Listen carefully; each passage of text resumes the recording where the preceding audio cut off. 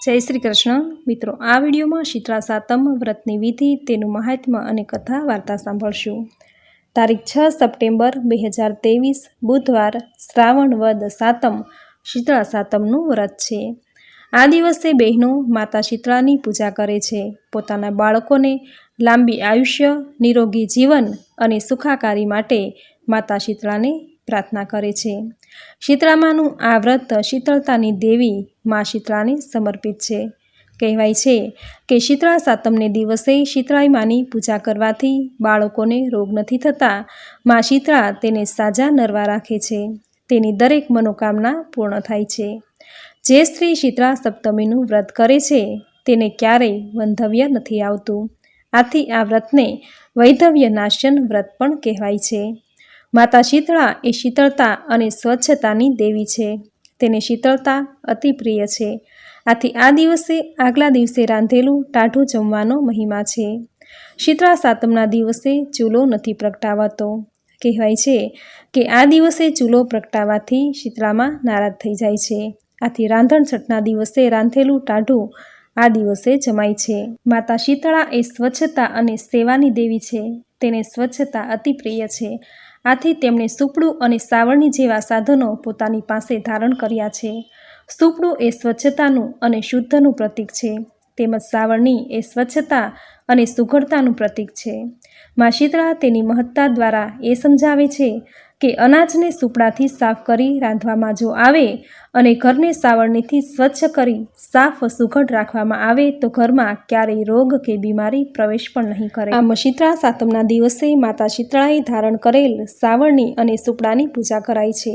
ઘરના પાણિયારે રહેલા શીતળ માટલાની પણ પૂજા કરાય છે। શીતળા સાતમનું વ્રત કરનાર બહેનોએ સવારે વહેલા ઉઠી ઠંડા પાણીથી માથાબોળ સ્નાન કરવું, સ્વચ્છ વસ્ત્રો ધારણ કરી મા શીતળા માની પૂજા કરવી, સ્થાપના કરવી, દૂધ, દહીં, પંચામૃત, શુદ્ધ જળથી સ્નાન કરાવવું, ઠંડા પાણીથી સ્નાન કરાવવું અથવા તો શીતળા માતાને બરફ ધરાવવો, અબીલ, ગુલાલ, કંકુ, પુષ્પ અને નાગલા ચડાવવા, મા શીતળાને સફેદ કે પીળા રંગની ચૂંદડી ઓઢાડવી તથા ઘઉંના લોટની બનેલી ઉલેરનું નૈવેદ્ય ધરાવવું તથા રાંધણછઠના દિવસે જે કોઈ વાનગી કે રસોઈ બનાવી હોય તે શીતળા માતાની પૂજા કરી રાંધણછઠના દિવસે બનાવેલી ટાઢી રસોઈ નૈવેદ્યમાં શીતળા માતાને ધરાવી અને પોતે આખો દિવસ એ ટાઢી રસોઈ જમવી। નાના બાળકોની માતાએ આખો દિવસ ટાઢું ખાઈને દિવસ પસાર કરવો।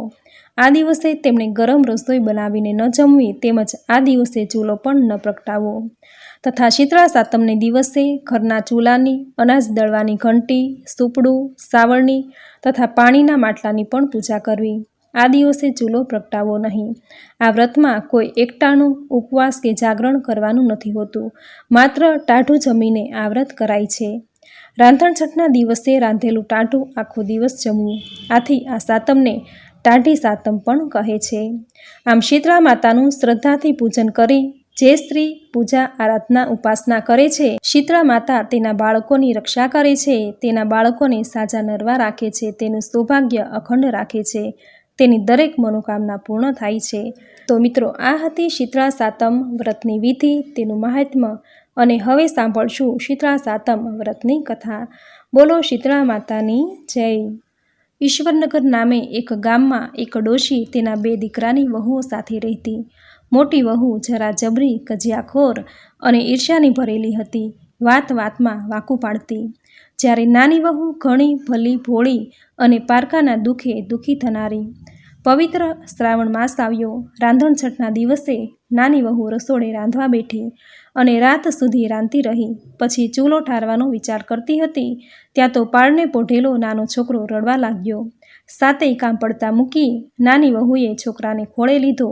જરા આડા પડખે થઈ, દિવસ આખાનો થાક હોવાથી જરાક આંખ મળી ગઈ અને ચૂલો ઠારવાનો રહી ગયો।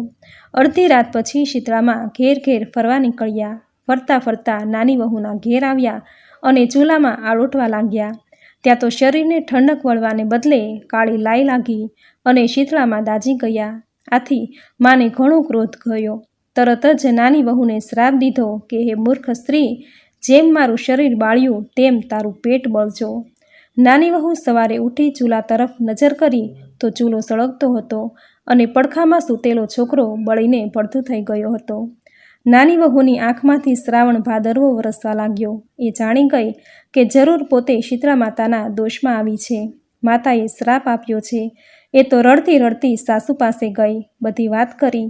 સાસુએ ગળગળા અવાજે આશ્વાસન આપતા કહ્યું કે વહુ ધીરજ ધર, શીતળામા પાસે જઈને તારા છોકરાનું જીવન માંગજે. મા તો દયાળુ છે, જરૂર તારા ઉપર કૃપા કરશે. નાની વહુ સાસુના આશીર્વાદ લઈ છોકરાને સુંડલામાં નાખી શીતળા માતાનું રટણ કરતી જાય છે. રસ્તામાં 2 તલાવડીઓ છલોછલ ભરેલી હતી. કિનારા પર પક્ષીઓ બેઠેલા, પણ કોઈ પાણી પીવે નહીં. મનુષ્ય કે પશુ પક્ષી કે પારેવા, જે કોઈ આ 2 તલાવડીનું પાણી પીતું તે મરણને શરણ થતું. નાની વહુને સુંડલો લઈને જતી જોઈ તલાવડી બોલી કે બાયરે બાઈ ક્યાં હાલી. નાની વહુએ શીતળામાના કોપની વાત કરી અને માની કૃપા મેળવવા જાઉં છું એમ કહ્યું. ત્યારે તલાવડી બોલી કે બહેન, અમારું પણ એક કામ કરજે. અમારા એવા તે શું પાપ છે કે કોઈ અમારું પાણી પીવે તો મૃત્યુને પામે છે. જો માં મળે તો અમારા દુઃખનું નિવારણ પૂછજે. નાની વહુએ હા પાડી અને આગળ વધી. રસ્તામાં 2 લડતા આખલા મળ્યા. બંનેની ડોકે ઘંટીના પડ બાંધેલા. નાની વહુને જોઈને પૂછ્યું કે વહુ ક્યાં ચાલી. નાની વહુએ શીતળામાના કોપની વાત કરી. ત્યારે આખલા બોલ્યા કે અમારુંય એક કામ કરજે. અમે સદાય લડ્યા જ કરીએ છીએ. અમારી ડોકે આ ઘંટીના પડ છે તે કેમેય કરીને છૂટા પડતા નથી. તો અમારા એવા તે શું પાપ છે જેથી અમારા પાપનું નિવારણ પૂછતી આવજે. નાની વહુએ હા પાડી. પછી આગળ ચાલી. થોડેક આગળ ચાલી ત્યાં તો બોરડીના ઝાડ નીચે એક ડોશી દિવેટ જેવા વાળ છે 2 હાથે ખંજવાળતી બેઠી છે. વહુને જોઈને ડોશી બોલી કે બાયરે બાઈ, આમ હાંફળી ફાંફળી ક્યાં ચાલી. વહુએ શીતળામાના કોપની વાત કરી. ત્યારે ડોશી બોલી કે અલી, જરાક મારું માથું તો જોઈ દે. નાની વહુને ઉતાવળ હતી, પણ એ ઘણી દયાળુ હતી. તેણે સુંડલો નીચે મૂક્યો અને છોકરું ડોશીના ખોળામાં આપી એ તો મંડી માથું જોવા. જેમ જેમ વહુના હાથ ડોશીમાના માથામાંથી જુઓ કાઢવા લાગ્યા, તેમ તેમ પેલા ડોશીના હાથ છોકરાના શરીર ઉપર ફરવા માંડ્યા. થોડી વારમાં તો વહુએ ડોશીના માથામાંથી જુઓ વીણીને માથું ચોખ્ખું કરી નાખ્યું. માથામાંથી ખંજવાળ મટી ગઈ અને ડોશી બોલ્યા કે હાશ બેન દીકરી, તે મારા માથામાંથી ખંજવાળ મટાડી. જેમ મારી પીડા ઠારી છે તેમ તારું પેટ ઠરજો. જ્યાં ડોશીમાં આટલું બોલ્યા કે ખોળામાં છોકરું ઊવા ઊવા કરી રડવા લાગ્યું. છોકરાને રોતું જોઈને વહુ તો હરખ ઘેલી થઈ ગઈ અને એના મનમાં આનંદ સમાતો નથી.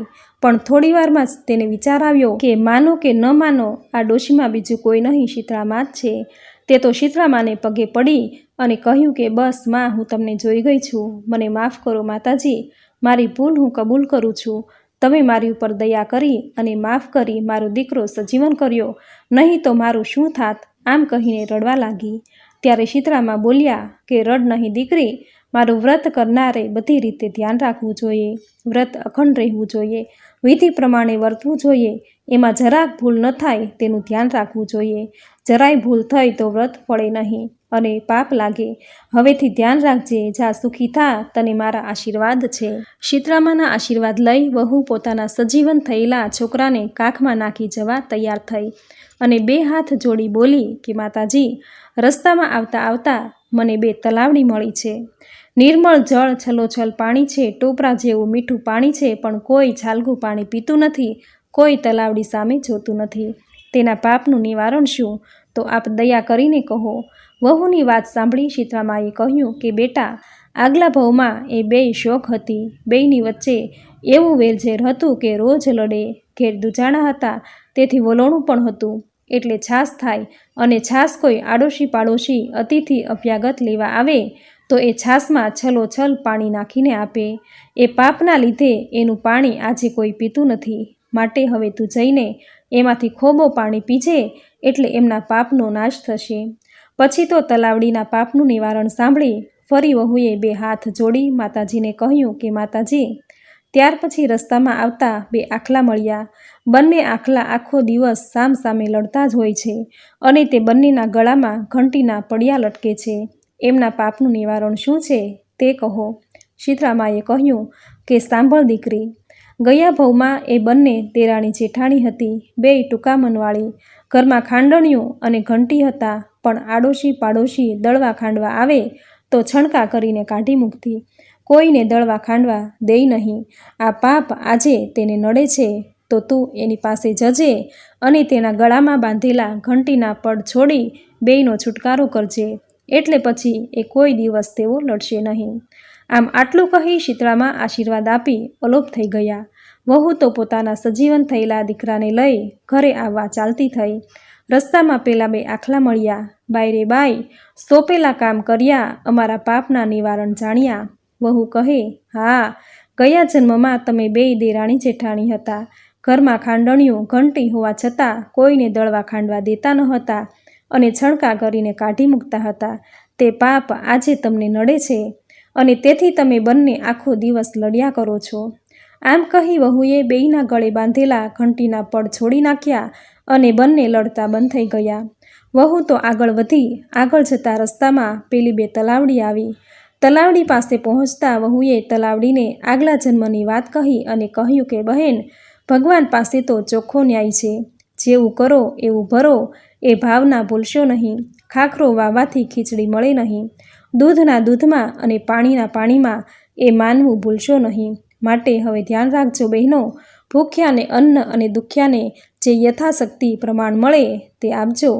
આમ કહી વહુએ ખોબો ભરીને તલાવડીમાંથી પાણી પીધું અને કહ્યું કે ભગવાન તારું ભલું કરે. અને આટલું બોલતા આકાશમાંથી પંખીઓનું ટોળું તલાવડી ઉપર ઉતરી પડ્યું. પશુઓ પાણી પીવા આવવા લાગ્યા. આ જોઈ બેય તલાવડીઓ આનંદિત થઈ ઉઠી. ઘેર જવામાં મોડું થઈ જશે એમ વિચારી વહુ છોકરાને લઈને ચાલી. ઘેર આવીને સાસુમાના ખોળામાં છોકરો આપીને કહ્યું કે સાસુમા હો સાસુમા, શીતળામાના મન ઠર્યા, અમારા પેટ ઠાર્યા. માએ અમને વહાલ કર્યા, નાના બાળ જીવતા કર્યા, શીતળામાના વ્રત અમને ફળ્યા. સાસુ તો પોતાના પૌત્રને સજીવન થયેલો જોઈને હર્ષ ઘેલી થઈ ગઈ. વહુને વહાલ કરી ધન્યવાદ આપ્યા. આ બાજુ જ્યાં જેઠાણીએ જાણ્યું કે નાની વહુ છોકરાને છાબડીમાં નાખી શીતળામા પાસે ગઈ અને છોકરો સજીવન થયો, એ તો ઈર્ષ્યાની મારી બળી ઉઠી. પણ થાય શું? આ વાતને ઘણો સમય થયો. દિવસો વીતવા લાગ્યા. વળી પાછો રાંધણછટનો દિવસ આવ્યો. એટલે પેલી વઢકણી બળકણી જેઠાણીને મનમાં થયું કે લાવ, હુંય દેરાણીની જેમ શીતળામાના આશીર્વાદ લઉં. આમ તેણે છોકરાને ઘોડિયામાં સુડાવ્યો. અડધી રાત સુધી રાંધણિયામાં કામ કરી ચૂલો સળગતો રાખી બાઈ તો સૂઈ ગયા. રાત્રે ફરવા નીકળેલા શીતળામાં જેઠાણીના ઘરે આવ્યા. રસોડામાં જઈને જુએ છે તો ચૂલો સળગતો હતો. આ જોઈને શીતળામાં ક્રોધે ભરાયા. ચૂલાની રાખમાં આળોટ્યા અને શરીરે દાઝ્યા. તેથી શાપ આપ્યો કે જેણે મારું શરીર બાળ્યું છે એવું પેટ બાળજો. સવારે ઉઠીને જ્યાં ઘોડિયામાં જોયું તો છોકરો મરેલો પડ્યો છે. તે રડવા લાગી. સાસુમાએ આવીને જોયું અને જેઠાણીને કહ્યું કે તને નક્કી શીતળામાએ શાપ આપ્યો છે, માટે તું શીતળામા પાસે જા અને એની પાસે ક્ષમા માંગ અને કહેજે કે મારી ભૂલ થઈ ગઈ છે, મને માફ કરો અને મારો દીકરો સજીવન કરો. દેરાણીની માફક જેઠાણી છોકરાને છાબડીમાં નાખી ચાલતી શીતળામા પાસે જવા નીકળી. રસ્તામાં પેલી બે તલાવડી આવી એટલે તલાવડીએ જેઠાણીને કહ્યું કે બહેન, આટલો અમથો અમારો સંદેશો શીતળામાને આપજે. જેઠાણી બોલી, જા જા મારી બાઈ, હું તો મારી ફિકરમાં છું, એમાં તારી પંચાયતમાં ક્યાં પડું? સંદેશો શેનો ને વાત શેની જોતી નથી. શીતળામાના શાપથી છોકરો ભડતો થઈ ગયો છે. આમ કહીને એ તો ચાલી. આગળ જતાં પેલા બે આખલા મળ્યા. આખલાઓએ જેઠાણીને પૂછ્યું કે બહેન, તમે શીતળામા પાસે જાઓ છો તો માને અમારો સંદેશો પણ આપજો. જેઠાણીએ ઝણકો કરતાં કહ્યું કે મરને મારા રોયા, હું કાંઈ નવરી નથી તે તમારા સંદેશા લઈને જાઓ. આમ પગ પછાડીને એ તો ચાલી.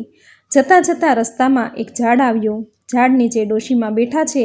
તેણે જેઠાણીને કહ્યું કે બહેન, આમ ક્યાં ચાલી? એ કહે, શીતળામા પાસે જાઉં છું દીકરો સજીવન કરવા. ભલે માડી ભલે જા, પણ જતાં જતાં જરા મારા માથામાંથી થોડી જુઓ કાઢતી જા, ભગવાન તારું ભલું કરશે, એવું ડોશીમાં બોલ્યા.